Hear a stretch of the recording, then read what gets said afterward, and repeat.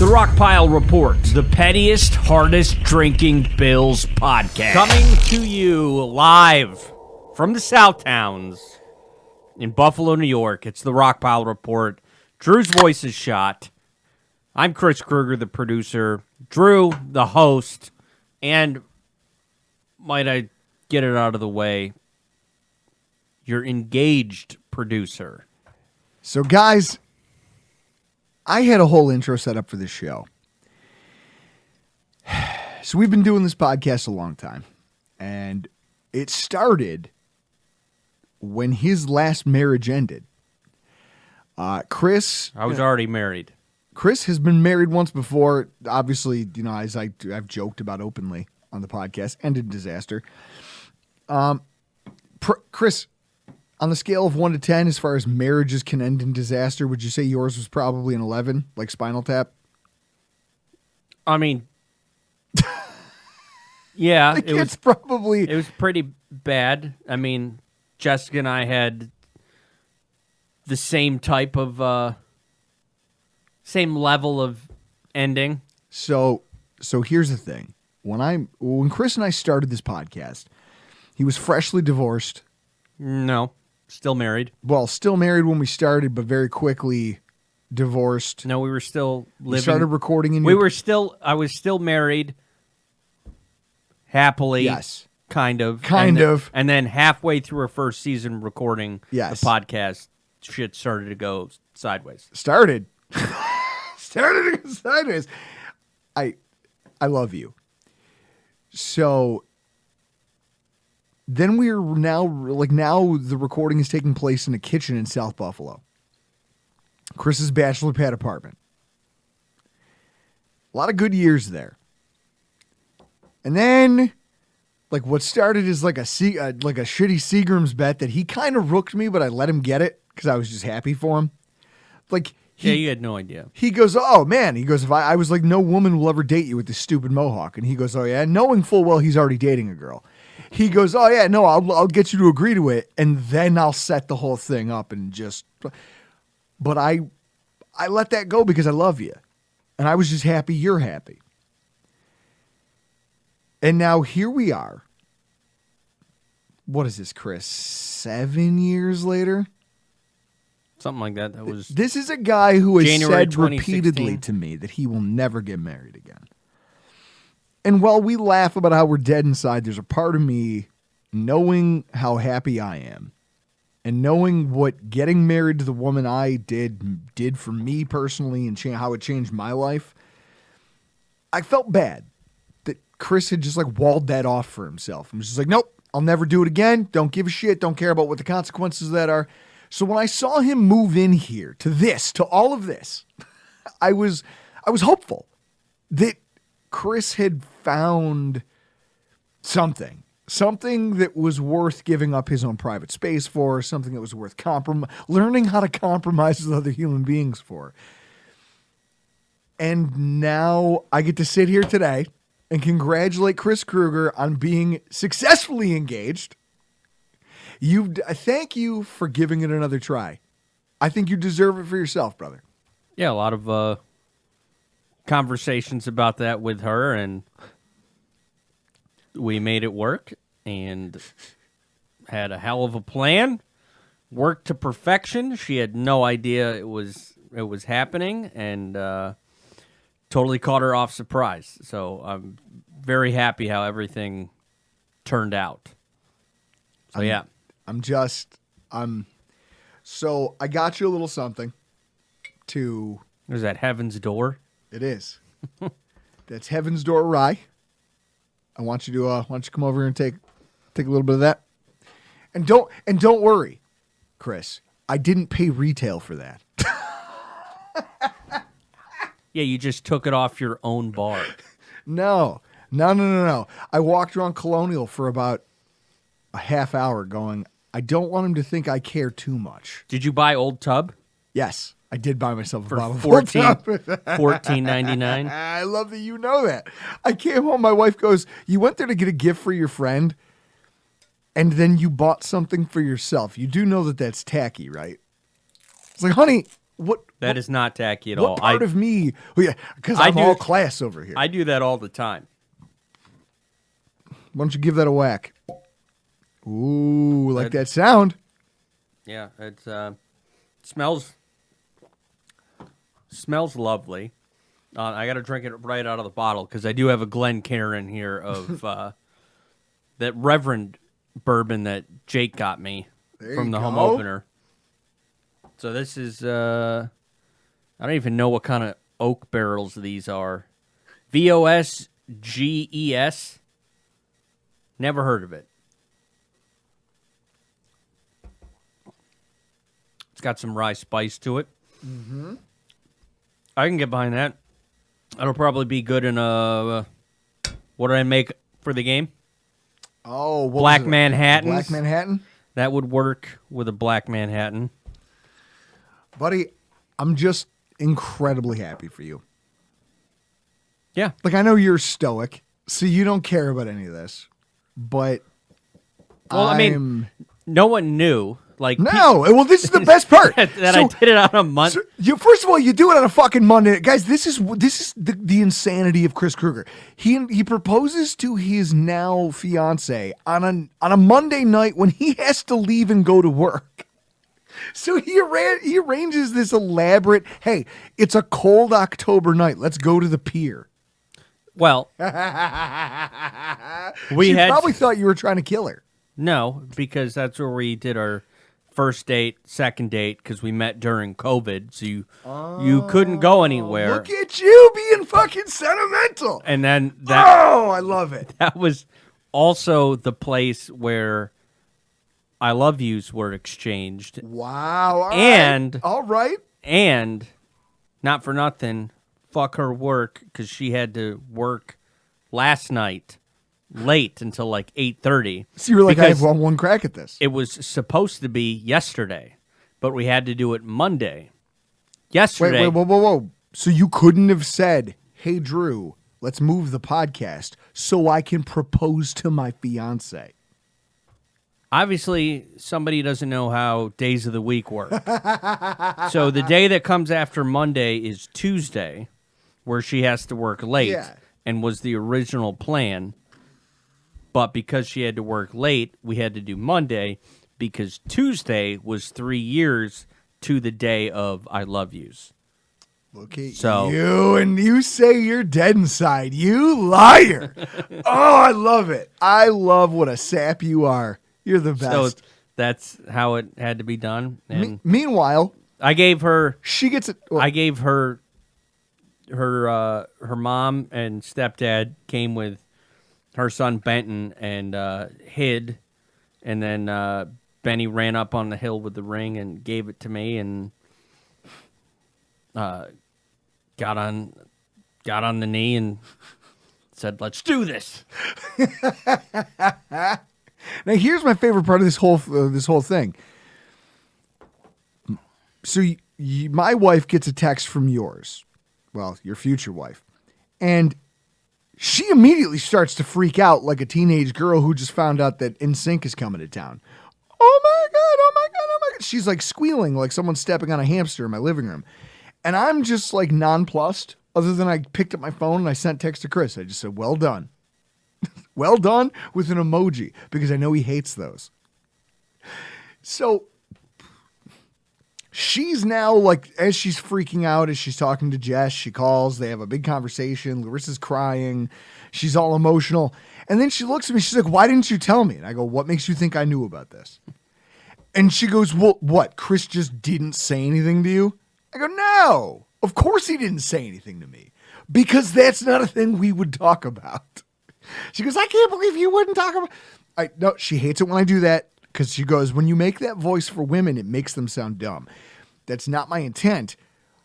She but just it has is a funny. It is funny, and she has a higher register of voice than me. She was like, I don't understand how you two can spend that much time together and not talk about something like this. Chris, you didn't tell your parents. No, the only people that knew were Jessica's mom, stepdad, her dad, and stepmom, and then Benny found out a couple hours before. But no, I didn't. Why would I tell you? Yeah. What? Why? Like, oh, hey, I'm gonna propose to Jessica, and then I could just see you inside going, I'm gonna have to come back here and get that ring because I'm Puerto Rican and we're good at stealing and I need money. Listen, we make real money now. We don't have to. But I think the best. I text a couple people. I text my cousin Kevin, who I'm close with, and I'm pretty sure I probably sent him the same picture that Larissa got. Just the hand with the ring? Just of Jessica's hand with the ring. And I sent that at 10:19 last night, and then 10 minutes later, my cousin texts me, "Since when did you start painting your nails?" And then I said, I paint my nails on Monday because I identify as a woman on Mondays. Hey, listen, this day and age, you can do whatever you want. It is 2023. Now, rest of the week, I identify as a man. Hee-haw are my pronouns. With that stupid hair. Yeah. Fucking, that's the worst part. That hair, I bet you every gender that exists could agree that hair needs to be shaved right off the top of your fucking head. No. With that in mind, guys, we are all very, very happy for Chris Krueger. I never thought you'd get here, buddy. I didn't. I was worried. I was like, I don't want Chris to spend, I was happy when you two moved in together because I was like, I don't want my friend to spend his life by himself. And I don't have to park on the street in this shitty neighborhood. Well, that's also to do the podcast. Hey, listen, there's a lot of perks for me. There's a lot of perks for me in this deal. So don't get me wrong. I'm a selfish bastard. I understand that there's a lot that goes well for me in this deal.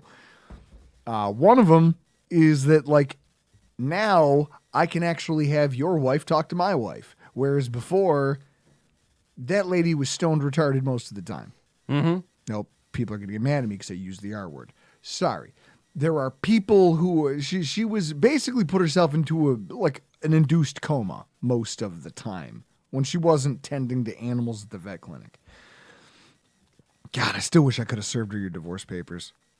That would have been legit. I'm just so happy for you. You and Cop and a Half. Now it's a package deal forever. Yeah. I love it. I love it. We're actually going to start a miniseries about you two and all your adventures. Guys, can join me in a round of applause for Christopher A. Krueger taking the plunge for a second time. I love you, brother. I'm happy for you. I'm also happy for the Buffalo Bills who managed to not completely fuck this thing. Do you know who Brian Six is? No idea who Comedian that is. out of Philly, Ryan Shaner. No idea. They have a podcast that I like called You Fucked It. The Buffalo Bills narrowly avoided being one of the topics on that show this week with their 14-9 victory over the Giants. Here's your stats of the game. Right? You have Tyrod Taylor, 24-36 for 200 yards, no touchdowns, no picks, 3 sacks, an 80.8 QBR. And an audible to a run play with no time left. Or no timeouts left, rather. Josh Allen, 19-30, 169 yards, 2 touchdowns, 1 pick.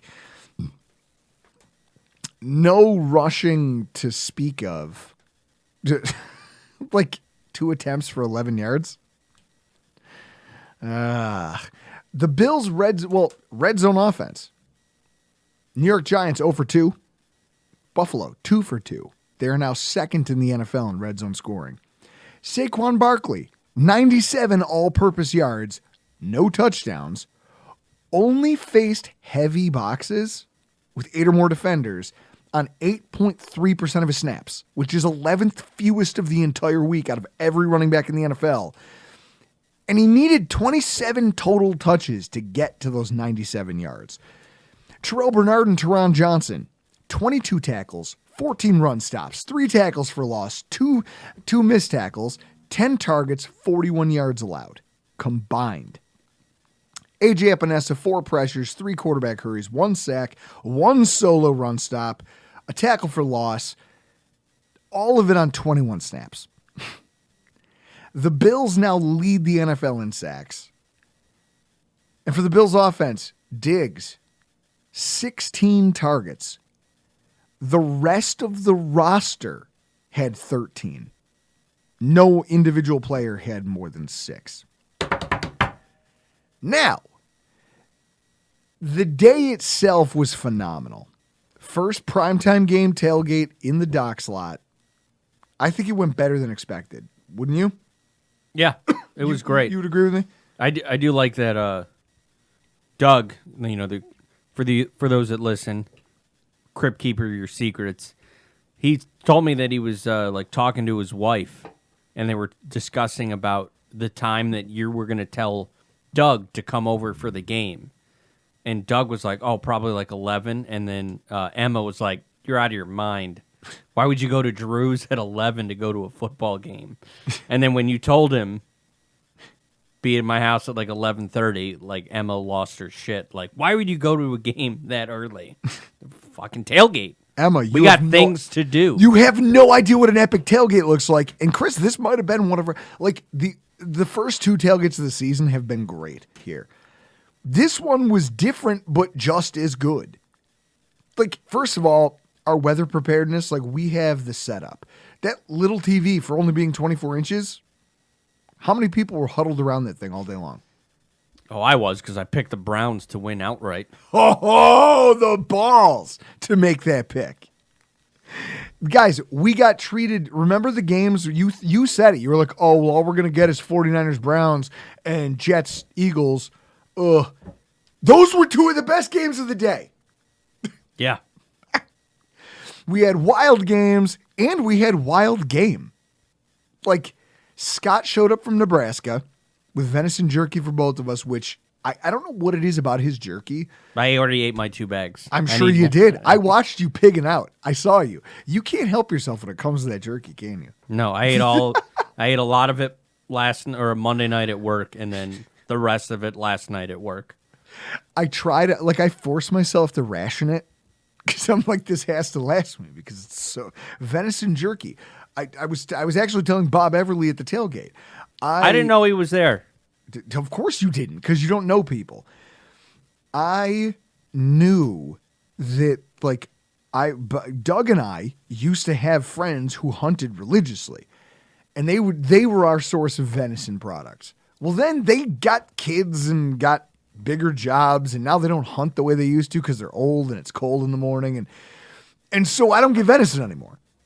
So when Scott shows up with his venison jerky, it just sets me off. But I'm like, don't do it. I'm like that guy who's like, like, hey, I can do the thing, Chris. I'm on the wagon, but I can have a couple beers, right?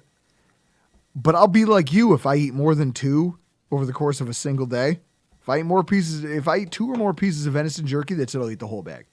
Full blown addict. Yeah, Gone. Meanwhile, Bob shows up with, like, it's basically sausage. It's a mix of bologna and game. So he shows up with this awesome little tray with little placards, like stuff written on, like he wrote out what each thing was. The New York sharp cheddar, the venison mixed with crow and bologna, and bear meat. Bear meat sausage. And here's the best part. There's leftover bear meat sausage, so we get home, and I put it on the counter, and my wife starts digging in. And me, being beers deep, just beers deep, I bring it up to her that, oh yeah, I was talking to him, and he said bear is probably, like, in terms of, like, the animal, just its composition, the texture of the flesh, like the taste, it's probably the closest thing you'll get to human, according to Bob. She had a mouthful of it, and she immediately just spit it out into her hand and was like, asshole, you couldn't let me just swallow? You couldn't let me just enjoy this? It's ruined. I can't eat this now. Chris, you wouldn't mind eating human meat, right? If you handed me a piece of jerky and said, hey, one of these is venison, one of these is bear, and one of them is human, I'm eating all 3. Yeah. Like, if you were like, oh, somewhere in there, ooh, I'm going to eat all 3. I'm not scared. And it was delicious. We ran out of food. Cam showed up with a second bar, and somehow we drank him out of booze, too. Yeah. I ran out of 3 bottles of, 2 bottles of bourbon, a bottle of Old Tub, and a bottle of 3 Chord, and then I got a bottle of Knob Creek Rye, and we made Black Manhattan, cinnamon maple old fashions. I was surprised that I ran out of booze. Yeah, like that's a first for us. You know what that means, though? We just have to work harder. All right.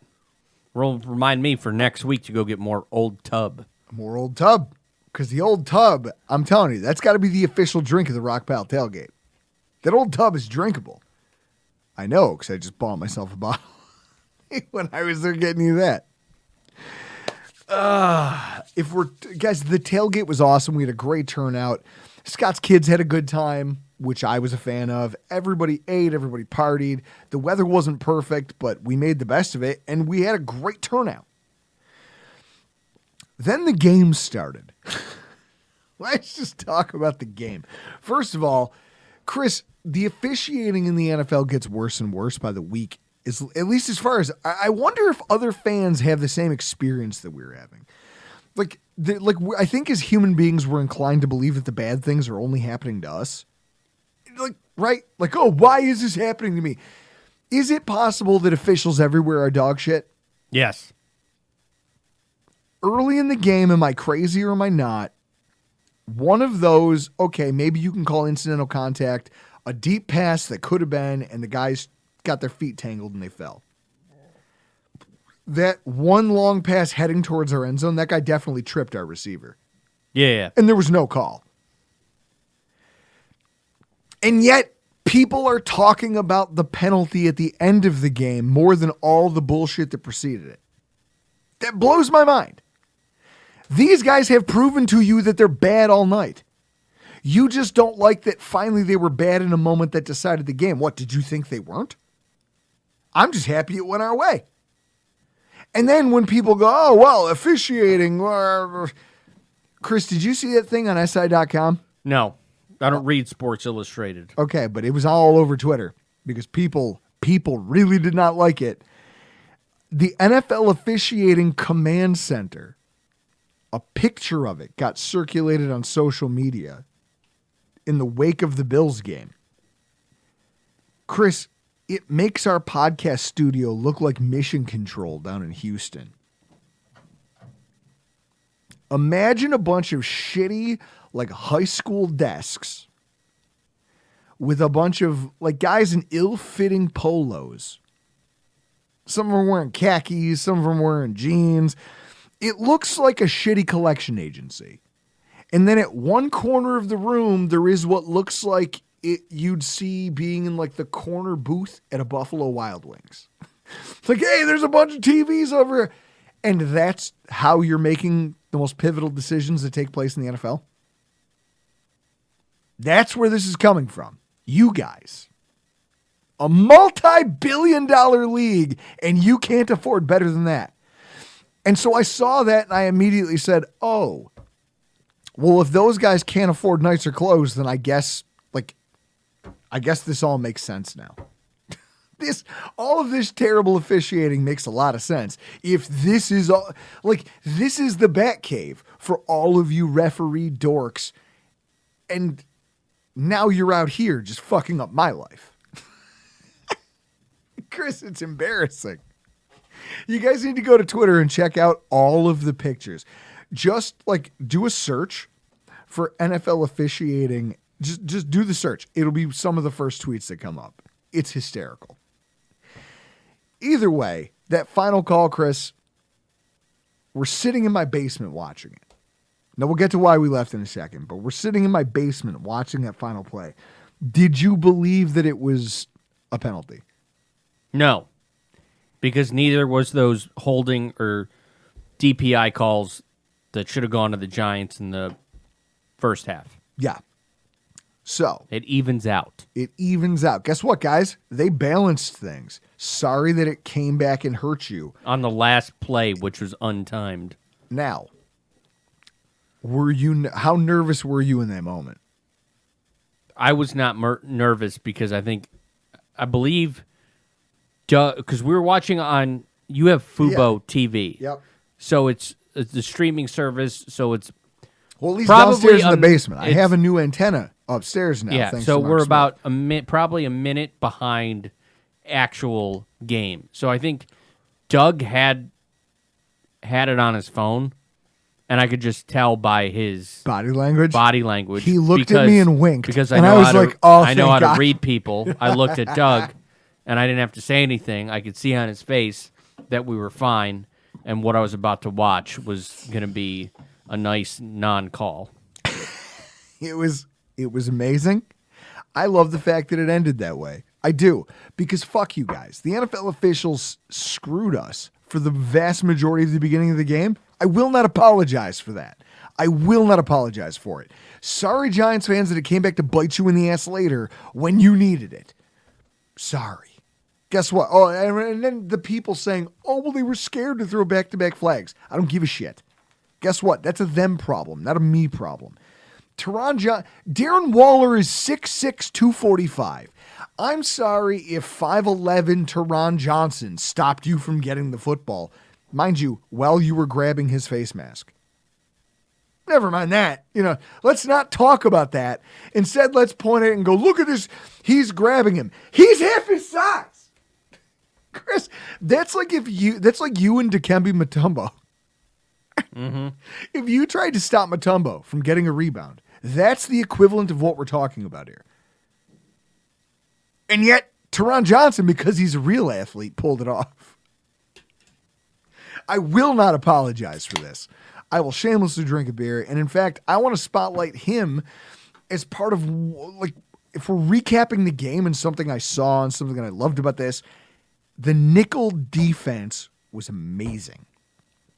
And I didn't expect that because when the Bills lost Matt Milano, we all said the same thing. You can't just replace a guy like that. You don't just go out and find another all-pro weak side linebacker who can play from depth and then come downhill and pick the right rush lane every time. Who can time interceptions and bait quarterbacks into poor throws. You don't replace that guy. You just have to find a guy who's competent and hope that you can make up in the aggregate. That's it. That's all you can do. We just knew that the games that were going to come weren't going to be the same, and yet they were going to get played. They were going to get played. You can't cancel them because you lost Trey White and because you lost Matt Milano. In this game, our nickel defense played a significant portion of the game. I mean, Bernard and Teron both took up over 95% of the snaps. They played some outstanding football. The stats at the top of the show. One of the questions that was asked was whether or not Bernard would turn into just another guy once he lost Matt Milano. Was there any part of you, Chris, that questioned Bernard's ability to continue proving he belongs in the NFL, considering how last year went for him as a rookie? Yeah, I need to see consistency out of him. That's great. You can do it for a game. Let's do it over a whole season. It's the same concept I had with Isaiah McKenzie. Let's see it. Oh, yeah, it's cool. You blew apart a couple of bullshit Patriot cornerbacks. Cool. Do it over the whole season. Bernard, cool. You've done it a couple games. Continue to do it for the rest of the season. He made some great plays. So it was crazy. And one of the things when I watched the both of them and you go back and rewatch the game, it's ridiculous how much Teron Johnson means to this defense. Teron Johnson taking on and shedding blocks from the offensive line to force 3 and 4 yard carries is fucking wild. He's 5'11", going up against offensive linemen and winning. Now, I don't know if that's because he's just short enough that he can get under their leverage. I don't know what it is. But he does a great job of getting into blocks by the offensive line and then shedding that block and getting into the lane to disrupt a play. You look at what Bernard was doing, it was a lot of the same. A small linebacker. Everyone in the draft said he was a prototype weak side off-ball linebacker. He's coming downhill as a middle linebacker and taking on blockers, making the right run fit calls. He's instinctive. The two of them were all over the place. The tackle for losses, the solo stops. That was incredibly impressive on their own. The coverage was also really solid from both of them. I mean, they combined for just 3 first downs allowed in coverage. Do you know how hard that is when you're a small player? The longest completions they gave up individually were 8 and 6 yards. That's fucking crazy. Now, I know the Giants aren't a powerhouse, but those are elite statistics in a game like this. And obviously, Teron Johnson's coverage of Darren Waller on that final play, like, that's the thing that put this thing in the garage.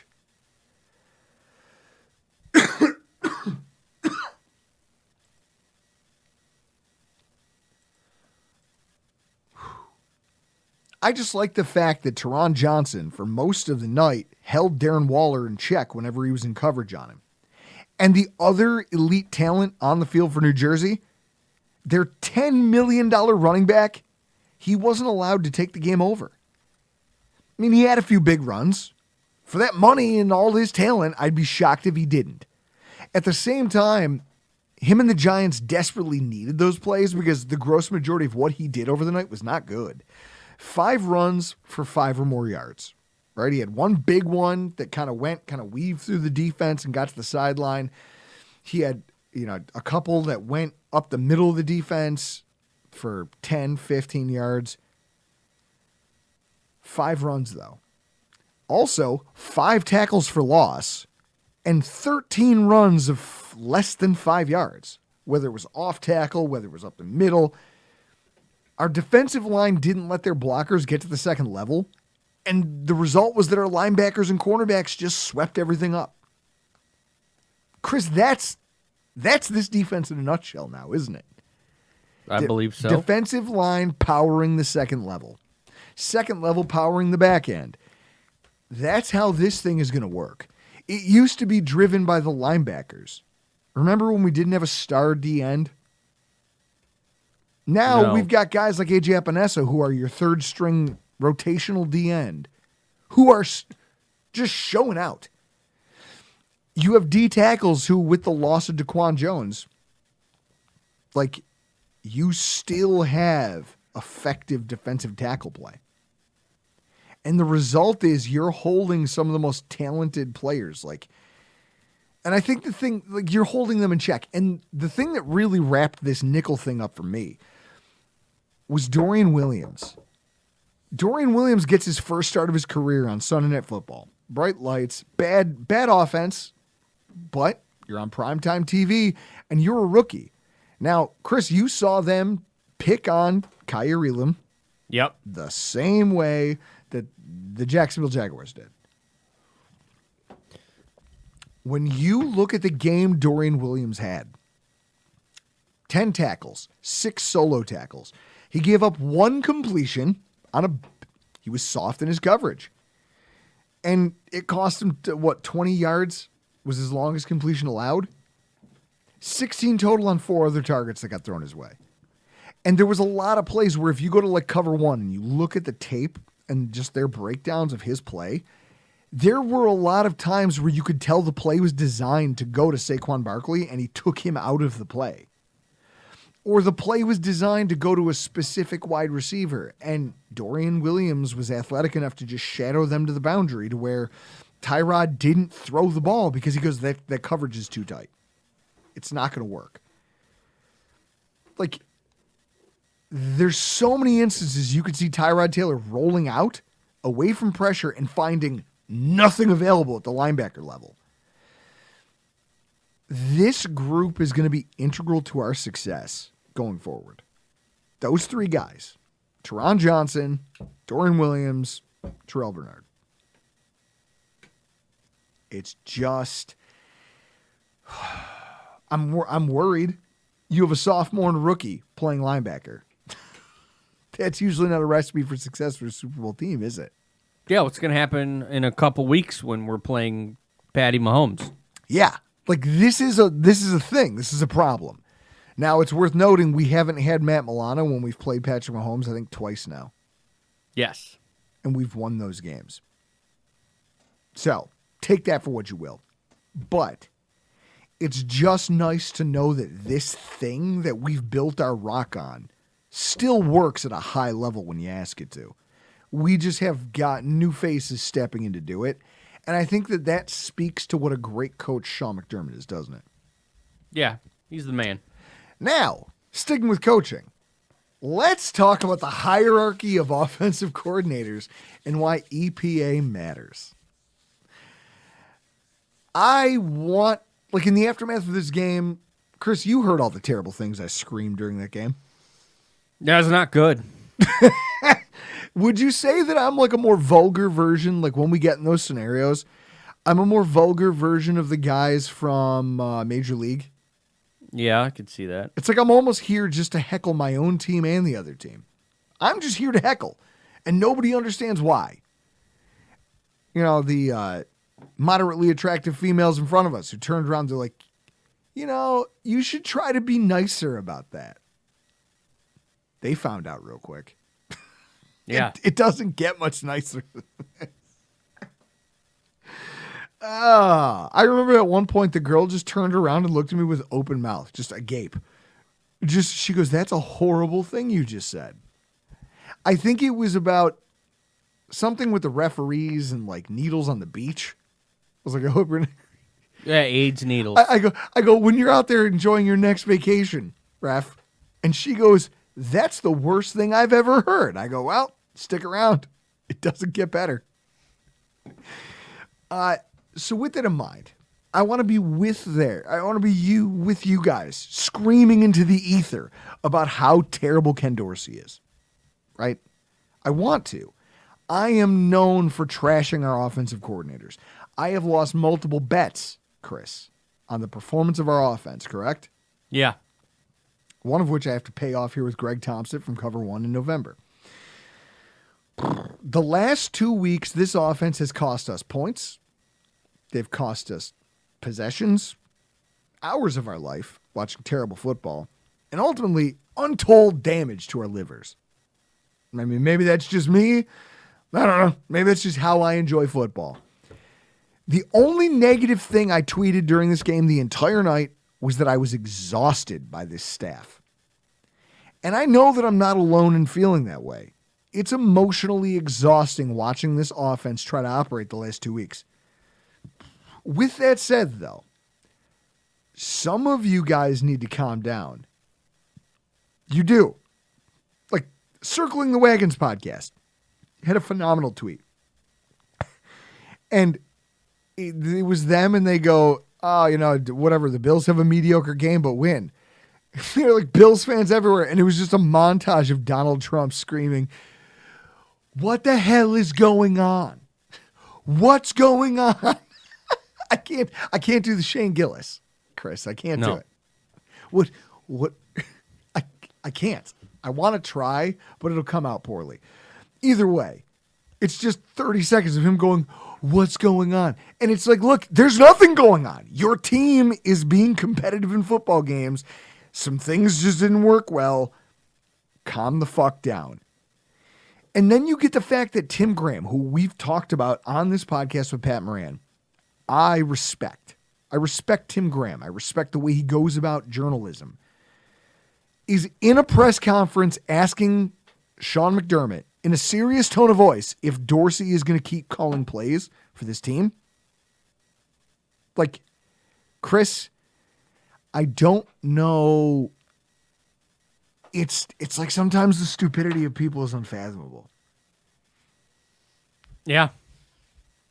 Like, in 2019, in 2019, did Sean McDermott fire Brian Daboll? No, he left. In 2019? Well, he left to go to the Giants. It took like 3 more years. That season, our offense was not great. Like, if anyone remembers when we went, after missing in 2018, we went back to the playoffs in 2019. The offense wasn't epic. We got into a game that was a game down to the final play with Duck Hodges. Yep. Remember that? Remember him. Brian Daboll was not always Brian Daboll. Even though he had the same quarterback and he had the same staff and he had the same thing, there was just something missing. And then finally it clicked. Ken Dorsey is what now? He had we're talking 17 games last year and now 6 games this year. Yep. 23 games as an NFL offensive coordinator. How much experience did Brian Daboll have? More, because he had Brady Quinn twice. How do you get... Yeah, the fact that Brian Daboll was around the NFL long enough to get Brady Quinn with 2 different franchises is out of control. This got me thinking, right? So I want to bring this full circle. For as much as a jerk as I've been about probably the last 20 years of my life about the offensive coordinators here, why do so many of the people complaining on social media, complaining on the radio, complaining in the media right now sound as if there is or has been a better option with a headset calling offensive plays here in Buffalo? What else have we as Bills fans seen from an offensive coordinator that Dorsey isn't giving us? I want to know. I want to know what you want. Tell me what you want, right? Between the time that Tom Bresnahan left at the end of the Super Bowl era and like the time Brian Daboll showed up in 2018, the Bills had hired as a franchise 11 different offensive coordinators that all saw less than 3 years of service. Now, some of that is a byproduct of terrible head coaching hires, but nevertheless, Ken Dorsey is 11 games away from tying those guys in tenure. So where does Dorsey rank out of the 2-year offensive coordinator club? Let's take a look at it. Let's go back to 2006, Chris. Steve Fairchild. You remember this? Heard of him? Heard of him. Exactly. The Lossman era. Points per game, 23rd in the NFL. Red zone percentage, 26th in the NFL. Passing yards per game, he was in the lower third. Do you remember the Lossman era at all? Barely. Okay. It was a miserable one. I remember a lot more of it than I wish to. Like I almost wish for all the drinking I do that I could have killed those brain cells. Could I just lose that specific memory?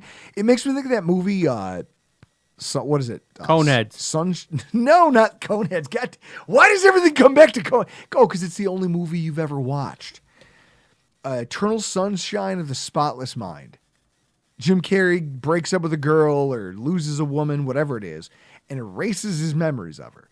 And then as he's going back through, it's like this service will wipe your mind. And you go, wait a minute, I didn't want to lose all this. No, I'd like to lose all of the Lossman era. Like I wish I could drink enough to get that out of my mind. He threw for 3,000 yards in 2006 under Steve Fairchild. Also had a QBR of 49.5, got sacked 47 times. The offense had a whopping net yards per pass attempt of 5.7, which was last in the NFL that year. And then we were last in the NFL in first down conversion rate that season. Fairchild was the guy who pounded the table for Kelly Holcomb. I remember Kelly Holcomb. Who eventually eroded enough of Lossman's confidence that we had to flush that whole experiment and that whole staff like a dead goldfish. What's telling is that when both of those, Lossman didn't go anywhere. Like, he might have gone somewhere as a backup, but I don't think he ever played again, did he? I have no idea. When he left Buffalo, that, I think, was his last hurrah. And then Fairchild, I'm assuming that was the end for him. When you make it to an offensive coordinating position and fail that badly, you go somewhere as a quality control assistant. You get demoted, but now you're like a 50-year-old, 40-year-old man working with teenagers. I think out of shame you quit that job. In 2008, we had Turk Schoner. Turk Pop Gun Schoner. Points per game, 22nd in the NFL. Red zone percentage, 23rd. Passing yards per game, 22nd. The team literally fired Schoner in the 2009 preseason. Like it was his fault that the offense was bad. And not the idea that they spent a bunch of money on the fattest guard. They literally went out and got the heaviest guard, the heaviest tackle, and then decided they wanted to run an up-tempo offense. Chris, do you remember the era of Bills football where it was like you just kept bringing in GMs who didn't get the coaches because they weren't the ones who hired them? Yeah. And then so by default, you don't know the staff. You're like, oh, Turk Schoner has a really like up-tempo idea for the line. We should probably get some lighter athletic linemen. Nah, let's bring in Derek Dockery. Dude, all that guy did, all I remember him for in a Bills uniform was sacks and just being the sweatiest person I've ever seen on TV. And I mean, I watched the OJ trial. 2009, his predecessor, or not predecessor, the guy his incumbent. No, that's not the term either. What's the term? He succeeded. The successor, Alex Van Pelt. Didn't go much better. Points per game, 28th. Red zone percentage, 32nd, last in the NFL. Passing yards per game, 30th. Van Pelt was a guy who shouldn't have been there. He's the guy who literally, like, Chris, imagine you going to work tomorrow and you find out that they fired your boss and they just offer you the job. I'd easily say no. Why?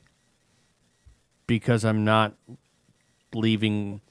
I'm not going to leave the union to where they can just fire me. They can just hire me and then fire me 2 weeks and I have no union backing. Okay. Do you know how to do your boss's job? No. No. How much do you know about what goes on above your pay grade? None of it. So imagine one day they come to you and they go, Chris, we got great news. You're the guy now. We fired this guy. You're the guy. And there's a giant salary bump that comes along with it. You'd say yes. And then you would end up being Alex Van Pelted. Like, he was always stuck operating on feel rather than having any experience as an offensive coordinator. And in fact, this might be the strongest corollary to what we're seeing with Ken Dorsey. When you look at Alex Van Pelt, he had no prior experience as an offensive coordinator. And then they said, listen, don't worry. You got it. The quarterbacks like you. You're the quarterback's coach. You know the guy. Come in here, call the plays. It's going to go well. And he didn't. And it didn't help that he got handed a really poorly constructed roster. No senior offensive assistants worth a shit. And he was asked to improve a mess. Like that's the only analogy I can come up with. It was like if your boss mismanaged his job so poorly that they fired him and then gave it to you with no instruction and said, hey, it'll be cool though. You've been working here for a couple of years. You'll get it. No. This guy somehow had Marshawn Lynch and Fred Jackson and had 4 total rushing touchdowns by non-quarterbacks. That's pathetic, isn't it? Yeah. So then you want to talk about rushing. We fast forward to Greg Roman. Greg Roman and Rex Ryan were here to wreck shit. They walked into Buffalo the way I envisioned the brothers from Step Brothers. With their tuxedos, we're here to fuck shit up. It's me. It's Rex Ryan and Greg Roman. We're here. 2 guys who are going to build a bully. Well, points per game, they were 12th, which is an improvement from what we saw from the last decade and a half. 24th in red zone percentage. 28th in passing yards per game. Greg Roman's offense scored points, just not by passing the football, which after 2010, you'd feel like that was almost a crime against the sport itself. Roman, he was famous for making the offense study a play call sheet that was 72 plays long. He would try to install 70 to 75 plays in every single game and try to get through that in practice. Chris, the offense wasn't running more than 40 plays. He was wasting everyone's time, and they wonder why we were so bad in the red zone. It's like, dude, can you learn how to run a jet sweep from the 5? No? Okay. We'll just kick another fucking field goal, assholes. Figure it out. You have all these plays, all these designed passing, blah, blah, blah. You have 1 wide receiver and 1 tight end worth of shit prioritizing on the roster. You had Sammy Watkins and Charles Clay. That's it. That's all you had. Not shockingly, the offense was very slow procedurally. Probably could have executed better if they spent more of the week focusing on like 20 to 30 plays you would actually get a chance to call. He's the only guy I've ever heard of who got fired after the team scored more than 25 points in a game. Remember that? I remember leaving for Canada. Thursday Night Football home opener. Go to the game, fall down the stairs, bruise my ass. Like, we lose. I remember it was I think his name was Greg Salas. Caught a bomb of a touchdown pass. There was another bomb of a touchdown pass, and then everything else sucked. We end up losing to the Jets. I go to Canada, and while I'm in the next day, on Friday, take off from work, trying to do a long weekend with my girlfriend, get there to find out that we fired Greg Roman. Wait a minute. The offense scored like almost 30 points. It's the first time I've ever heard of that, right? Yeah. Then there's 2017 with Rick Dennison. Do you remember being at that game with me? The Which Broncos one? game? I was there for a lot of them. The Broncos game?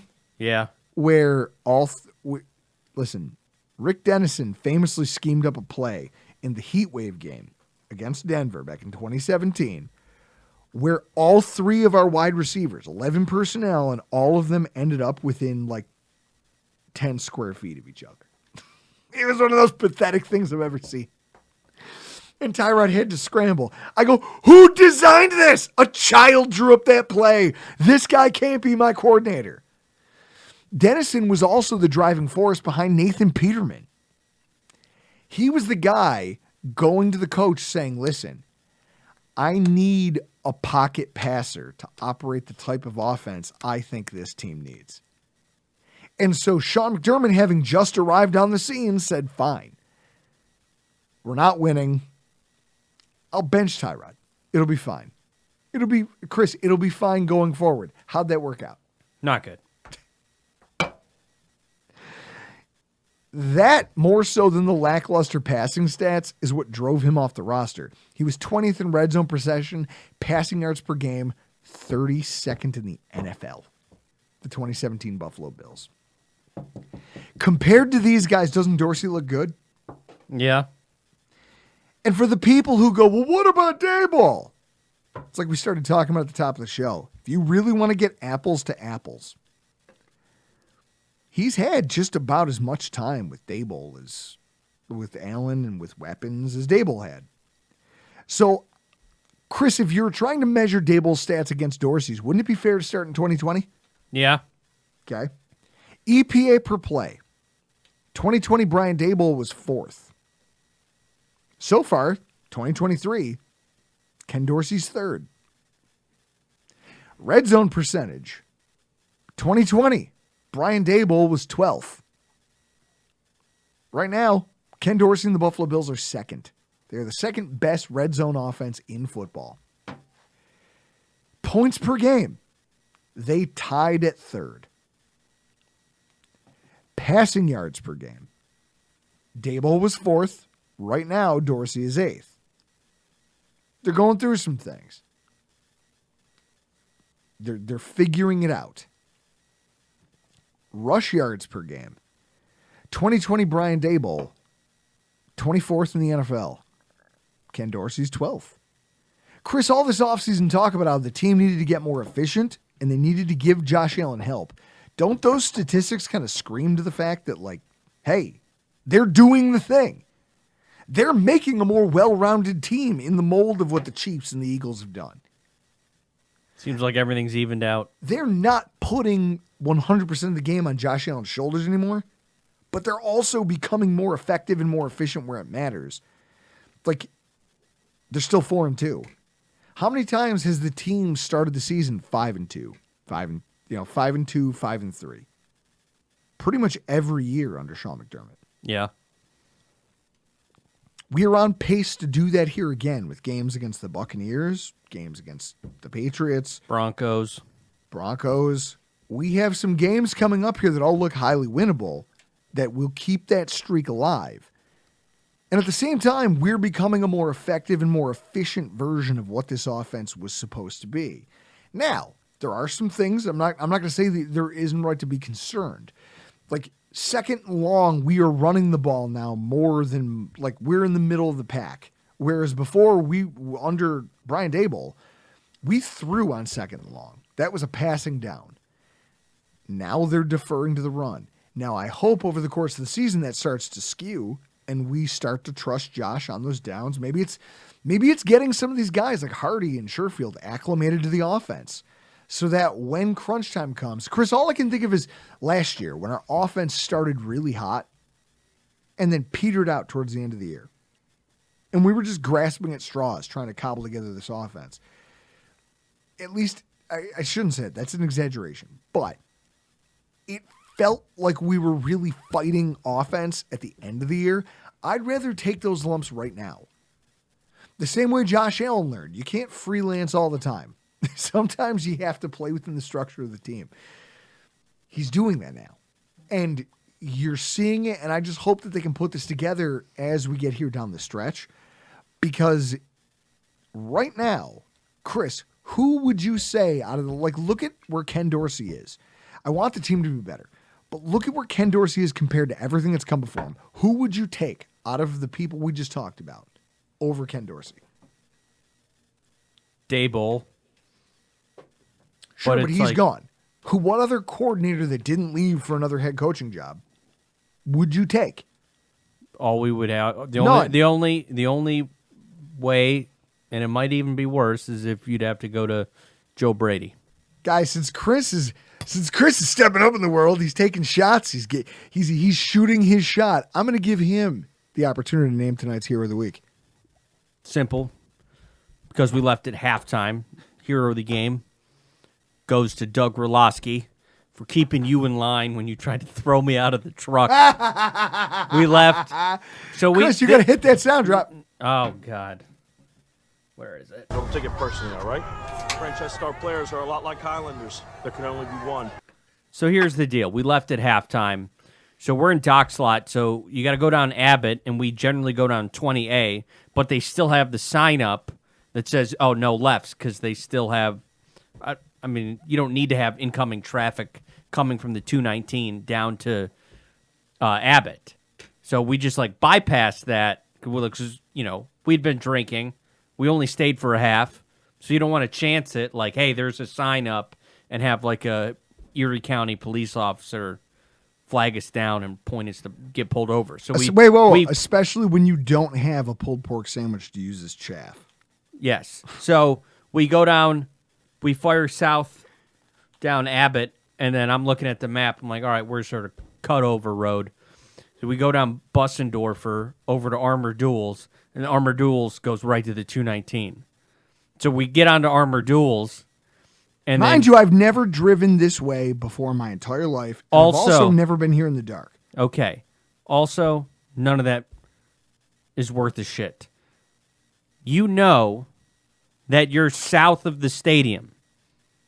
And you also know that you live north of the stadium. So when you approach the 219, which is a semi-major highway, I thought, you know, common sense kicks in and you would just know to go north. And then I was like, I forget what I had said, but you slammed on the brakes and you told me to get the fuck out of the truck.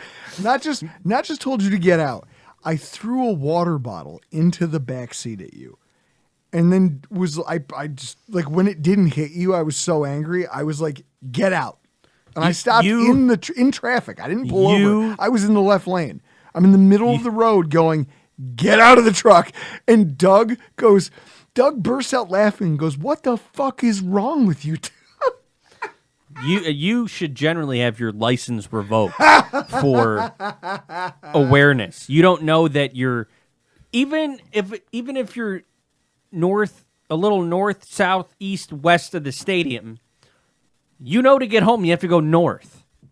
Like that's just like common sense. Like my mind was blown. But like, I didn't know where the on-ramp was. I'm going, Chris, how far am I from it? And I go, Chris, tell me where my turn is. That's why you read signs. That's when you drive. Yeah, but when I have a navigator. You're one of the worst drivers. Like going places with you, like whether it's to a stadium or whether you're going to throw a beer at somebody on the way to see the Tragically Hip's last show. Hey, allegedly your throw a beer in traffic because it's never been sense- proven in a court of law that I did that. Your sense of direction is awful, and your license should be revoked. Somehow there's a bigger zero here tonight than me, and that's Miami Dolphins fans and their media. You folks fell on your face. You get an F- in my book. So, the game unfolds. The game ends, and we're here, Chris. We're talking about, we're just ecstatic that we escaped this thing. So I open Twitter, and all I see is that, like, when I go to search, like, Buffalo Bills, you know who's tweeting about us more than Bills fans? Dolphins fans. They're the most miserable bunch of human beings I've ever met. We joke about it with El Fartiaga every single week on the AFC's Roundup podcast about how hyperbolic and just out of control that group is. And yet, it's funny knowing that they're all watching our game and they can't help. Like, it's almost like that Mad Men scene where the guy goes, well, you know what I think about? I think this about you. Oh, no. He goes, I feel bad for you. And the guy goes, I don't think about you at all. The guy's telling Dom Draper, he's like, I feel bad for you. And he's like, I don't know who you are.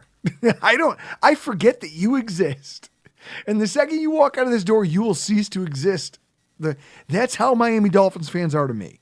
I don't care that you have a football team. I don't care that your team is doing well. I don't care what you do. I'm more focused on me.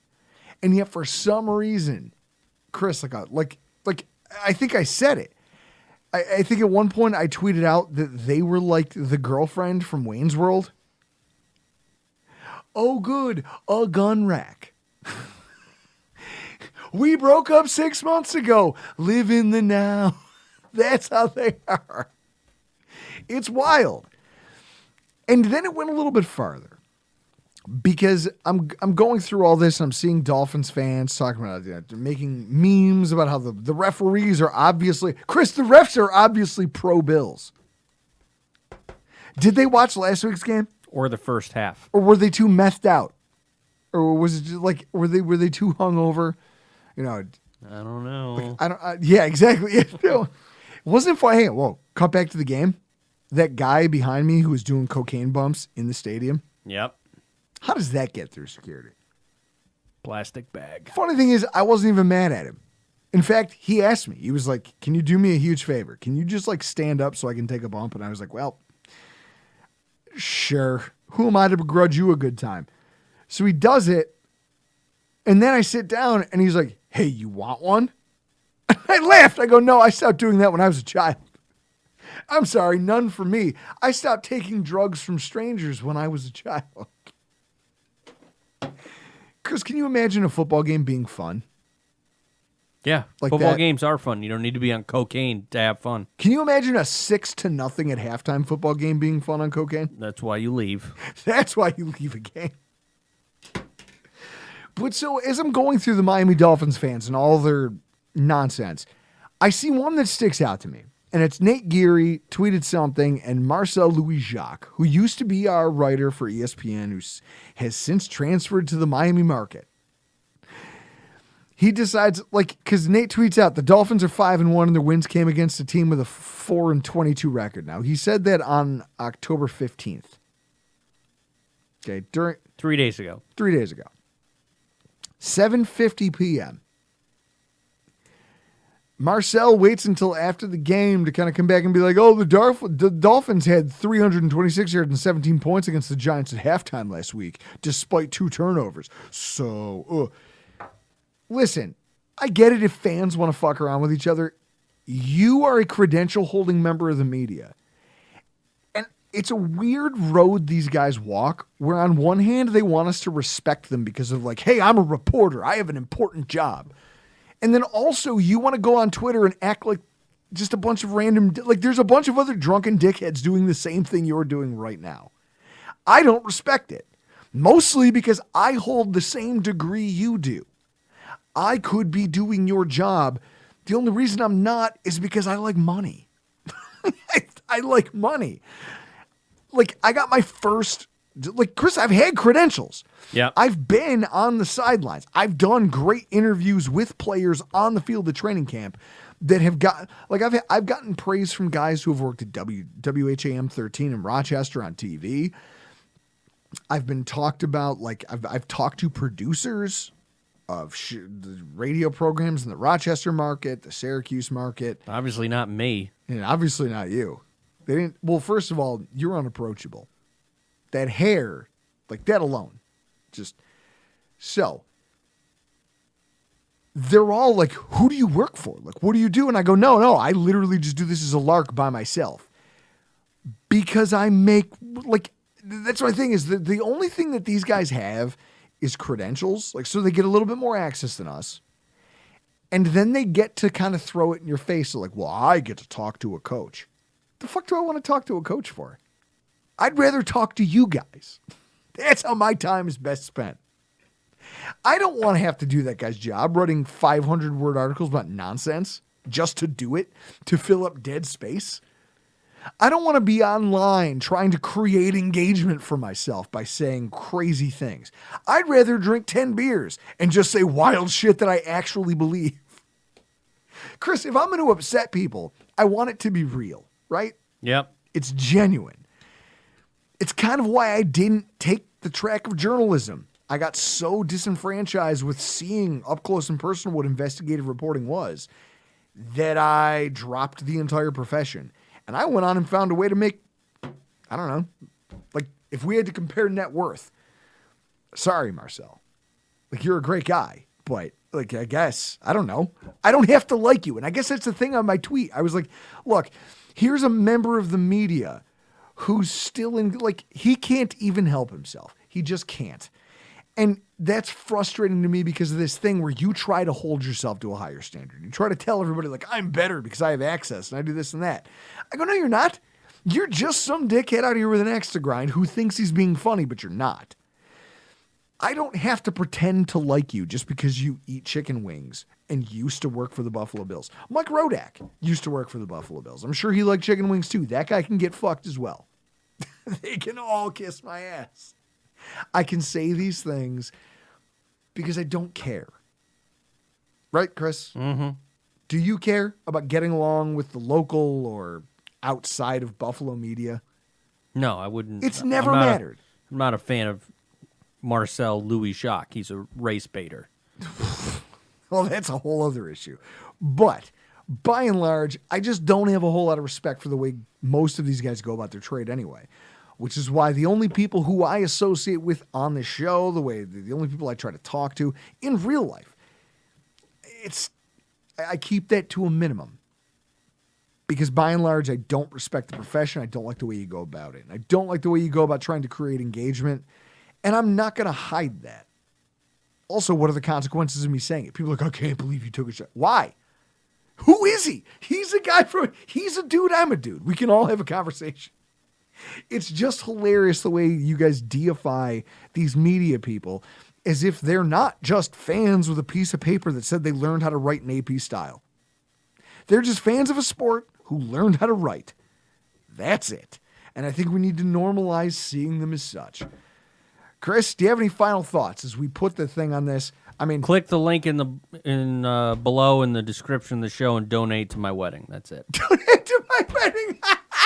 If you make a GoFundMe for your wedding, Iman Azizi's head's going to explode. Why not? Women get to do it on Twitter for when they have surgery, like a minor surgery, and have to miss work because they don't know how to save funds and get insurance. Chris, you're just pissing off so many people. I don't give a fuck. It's fucking hilarious to me. Here's what I think. You know what I'm talking about. This week should have taught everybody that the NFL is difficult. It's hard. Mahomes has a narrow victory over the Broncos and threw a crazy, which, Chris, we didn't even get to talk about this. The fact that the media covers all of these other franchises differently than they do the Bills. Like, if anyone wants to cry about anything, it could be us about the way we're treated by the media. But I don't give a fuck about what the media says. They can all kiss my ass. Mahomes throws a red zone interception that if Josh Allen threw, people would be screaming for his job. Narrow victory. The 49ers lost to a former XFL quarterback. The Eagles lost to a future XFL quarterback. The Bengals needed a last-second defensive stand at their goal line to secure a win against a really average-looking Seahawks team. And yet, we're not talking about any of them being in trouble, are we? No. All of those outcomes were met with just, okay, well, good teams are sometimes going to lose a game. Or, hey, sometimes good teams need to squeak one out at the goal line. But hey, a win's a win. Why should the narrative be any different about us? Sometimes good teams have to squeak one out at the goal line. Literally. I understand the angst about the way things have gone and what feels like undue stress being placed on us as a fan base the last 2 weeks watching this team play offense. First of all, 2 questions. Would you rather have Matt Rule, Chip Kelly, Greg Roman, Anthony Lynn, who would you rather have had them reach out to be the offensive coordinator of this team? Okay. Consider that the quarterback probably had some input in this and that maybe they're together trying to find their stride. They're trying to grow something. Maybe it works, maybe it doesn't. Also, I want people to understand that the Leslie Frazier iteration of this team absolutely would have lost this football game. True or false, Chris? I have no idea. I believe so. Based on the defensive tendencies, I think that right now, we're lucky to have not... do you think Nick Sirianni would have traded our outcome for theirs? We're the Eagles, and we had a wide receiver who had 160 yards receiving. Do you think he would have traded the outcome? No. He wouldn't have? He wouldn't have rather been in the Bills' shoes, winning on a goal line stand? No, you need losses to correct yourself. You need losses.